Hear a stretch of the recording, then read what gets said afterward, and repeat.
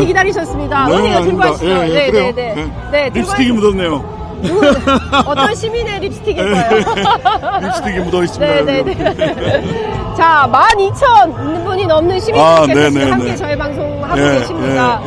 이 시민의 열기가 모이고 있는 것을 저희 시민들께서 저 한번 잡아주세요. 시민들께서 이렇게 보고 계세요. 네, 현장에서 저렇게 취재 편의점 함께하고 계시는 시민들 여러분 너무 감사드립니다. 그 여의도에서 한국노총 집회 보시고 또 광화문으로 시청으로 이렇게 뚜벅이로 오셨어요.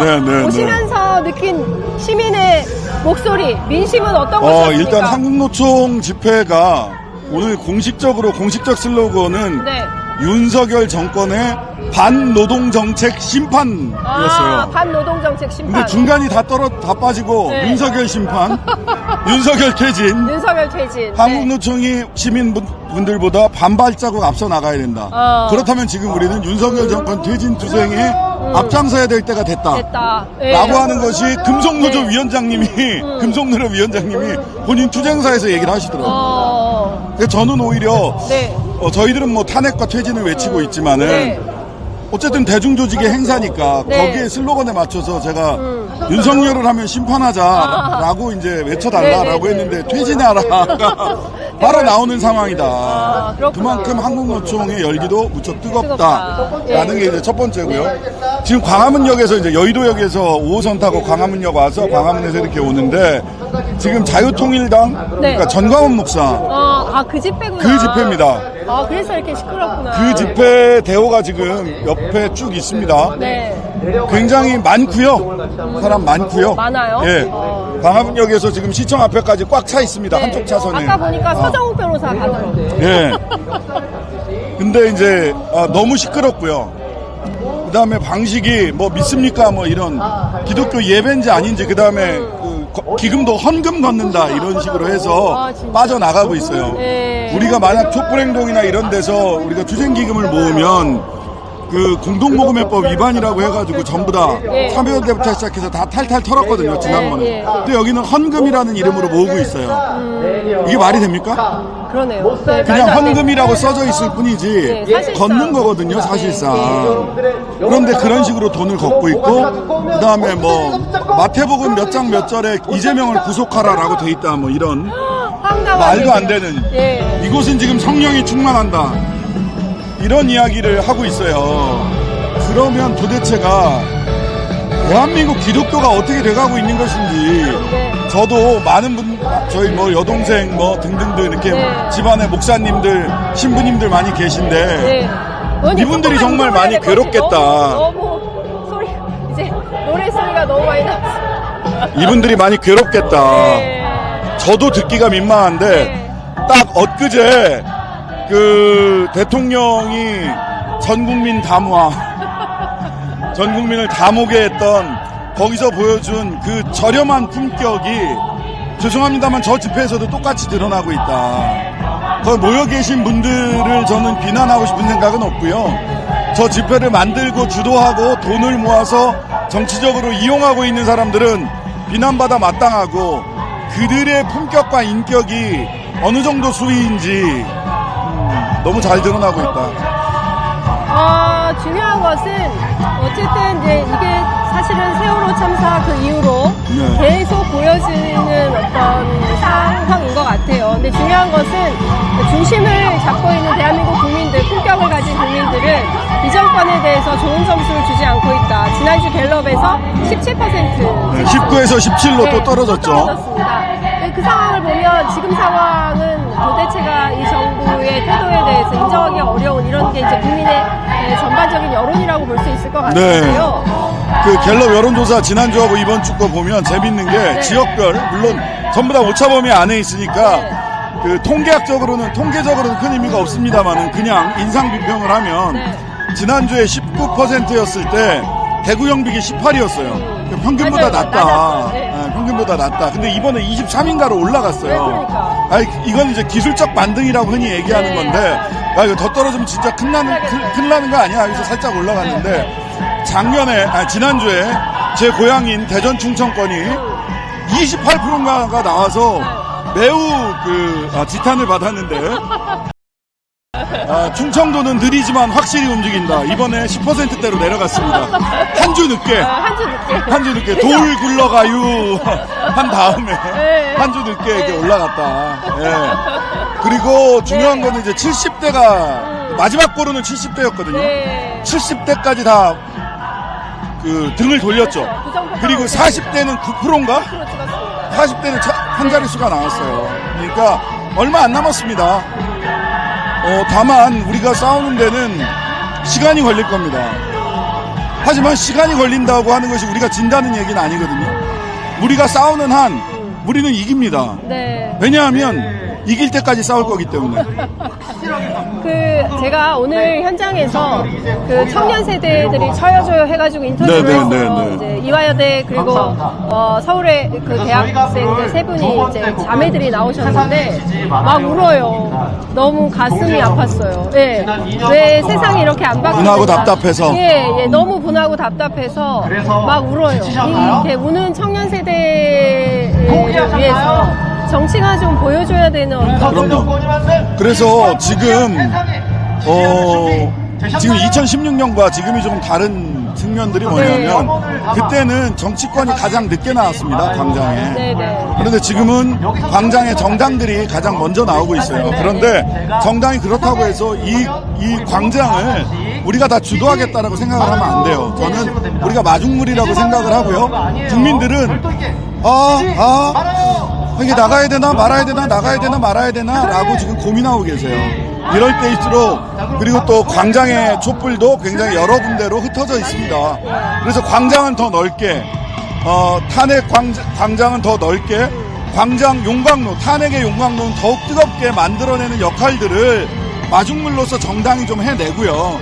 순차로 이 탄핵의 광장이 하나로 모이고 더 넓게 모이고 그 다음에 시민사회단체라든지 각 민주운동 단체들이 자신들의 절차들을 다 거쳐야 됩니다. 그런 민주적 절차를 거치면서 탄핵, 퇴진으로 나아가야 된다는 것을 공식 결정할 수 있는 기간이 제가 보기에는 11월 달이 될 것 같아요. 네, 논의를 모아가는 과정이죠. 이렇게 논의를 모아가는 과정을 또 충실히 거쳐내야 단단해지거든요. 그동안에는 정당이 앞장서서 열심히 광장을 뜨겁게 데우고 있겠다. 그렇죠. 이렇게 앉아서 자리를 따뜻하게 데워주고 시민들이 오시면 따뜻하게 데워진 자리 내드리겠다. 그런 마음으로 저희들이 광장을 넓혀가야 된다고 생각합니다. 이번 주도 지난주도 그 전주에도 종혁신당이 제일 먼저 서초동에서 집회를 네, 그렇습니다. 그리고 민주당이 지난주에 집회를 했고 오늘은 이제 노총들이 한국노총과 민주노총 사회단체 그리고 또 이제 민주당이 6시 30분부터 집회를 하고 다음 주에는 연대 집회를 하나요? 다음 주에는 야 5당 연대 집회를 하는 건데요. 그러니까 오늘은 집회가 4시에는 민주노총, 5시에는 촛불행동, 그다음에 6시 반에는 민주당의 단독 집회입니다. 이게 미리 조금 더 얘기가 됐으면 이번 주부터 야 5당이 합동 집회를 했을 텐데 얘기가 조금 늦게 되면서 이번에는 민주당 단독 집회로 가고 대신 각 정당들이 연대사를 하는 방식으로 결합을 하고 저도 연대사를 할 거고요. 그다음에 다음 주 토요일 날은 아예 저희들은 원래 서초동에서 집회가 잡혀 있었습니다. 그런데 단독 집회로 하지 말고 민주당과 함께 야 5당에게, 야 6당에게 전부 다 함께하는 집회를 제안을 했고요. 잘하셨어요. 개혁신당은 집회에서 빠졌고, 나머지 정당들은 전부 다, 자기들은 뭐 독자적으로 움직이겠다고 하니까 저는 그것도 뭐 있는 대로 존중을 하고요. 개혁신당이 해줘야 될 역할이 또 있어요. 그렇군요. 국회 안에서. 국회 안에서 해줘야 될 역할이 있기 때문에. 자, 많은 국민들은 힘들다. 이게 사실은 총선 때부터 벌써 그 1년을 끌어온 상황이기 때문에 종혁신당 3년은 너무 길다. 이 슬로건으로 12석 국회 의석을 점하게 됐는데 이게 도대체 언제쯤 이게 끝날 수 있을 것인가에 대해서 좀 저는 어느 시점이냐면 국민들이 많이 모이셔가지고 1차 시점은 28일이라고 봅니다.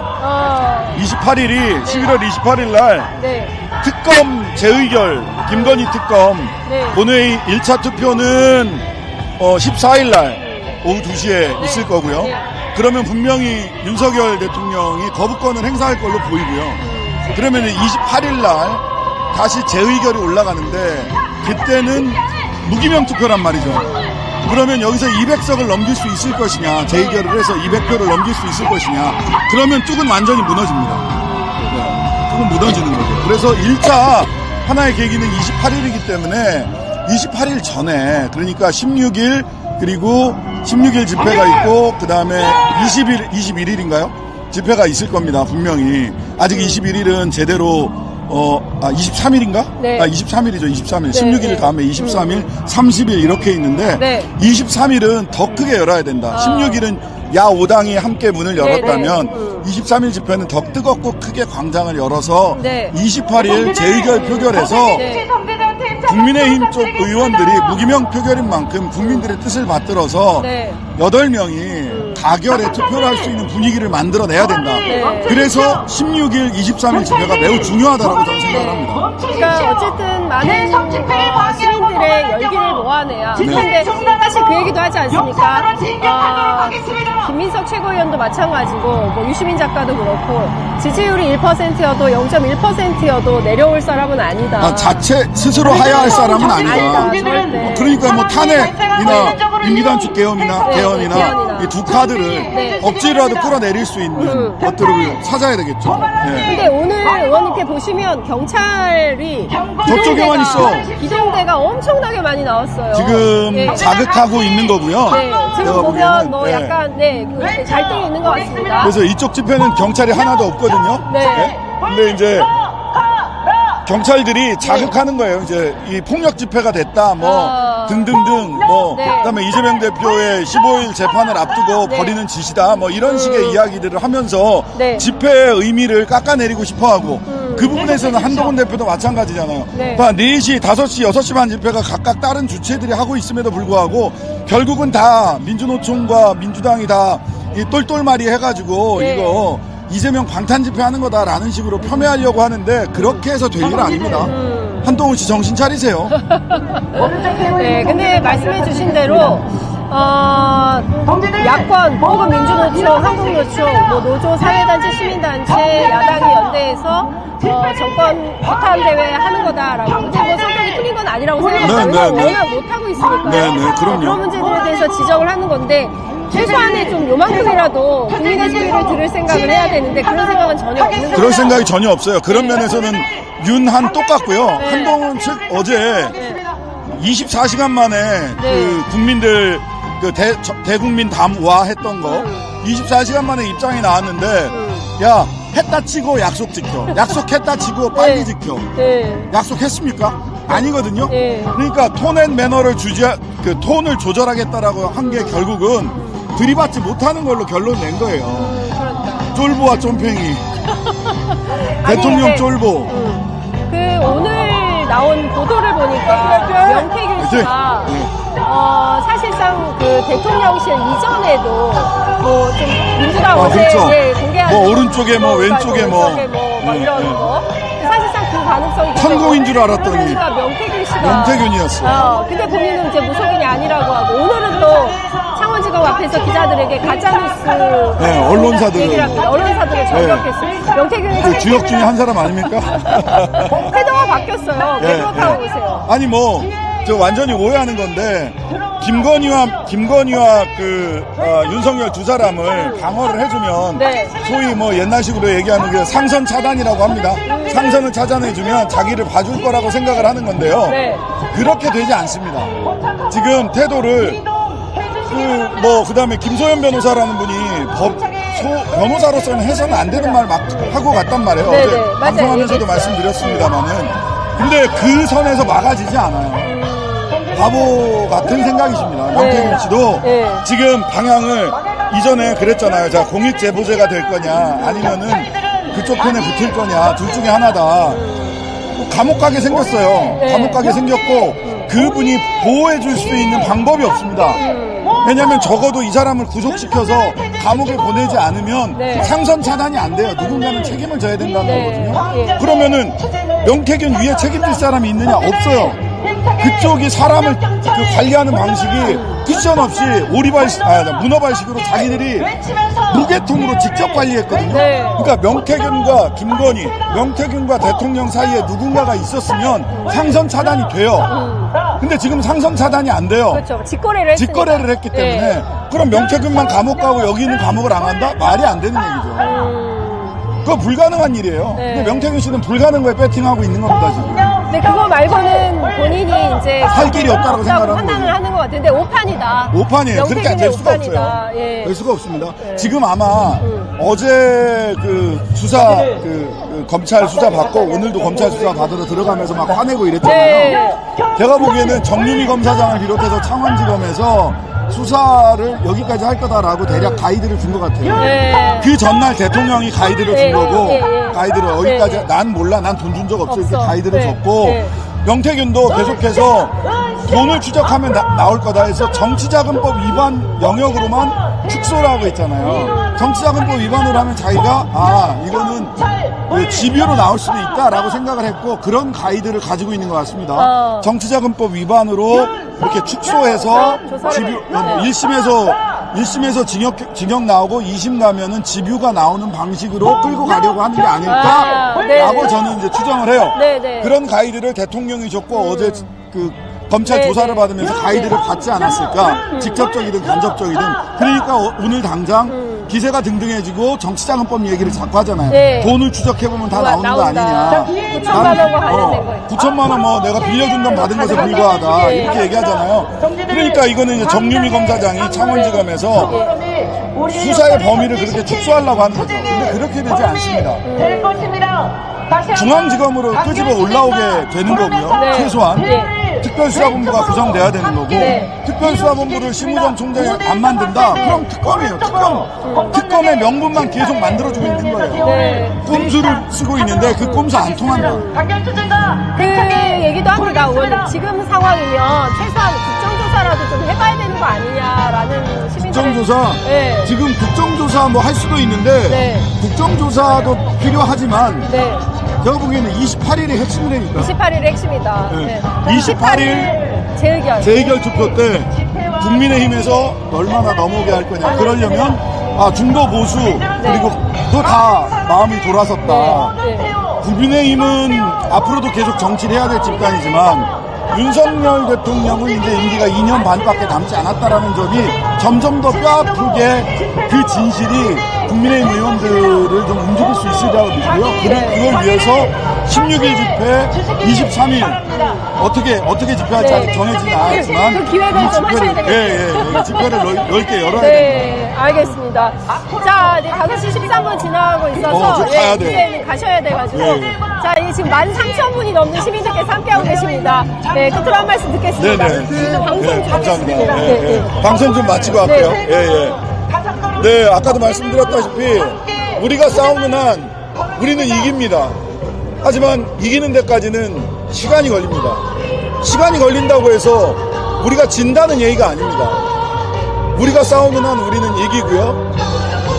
우리가 이길 수밖에 없는 이유는 이길 때까지 싸울 거기 때문입니다. 조국혁신당은 더욱더 이 국면에서 특검을 추진하고 탄핵을 목표로 하고 임기단축 개헌이란 카드를 딱 주머니에 넣고 광장에서 여러분들과 더 뜨겁게 만나도록 하겠습니다. 쇠빙선답게 더 빠르고 날카롭게 움직이겠습니다. 주제!